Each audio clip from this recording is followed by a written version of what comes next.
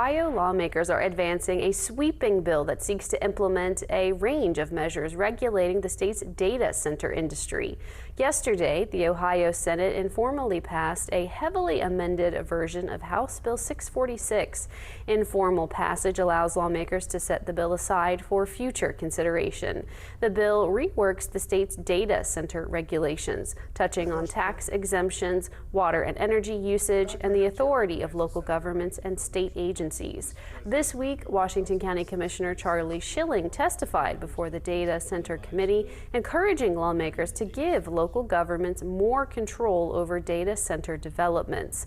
Though the bill does not include Schilling's specific proposals, it does reduce the sales tax exemption for data centers from 100% to 50%, something Schilling said could be positive for local governments.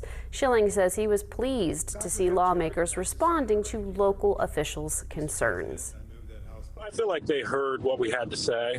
I do feel like that, we ought to have a particular voice at the table, not that we need to be the ultimate decision maker on that, to be able to work with the state and work with the developer to evaluate what those sales tax exemptions look like.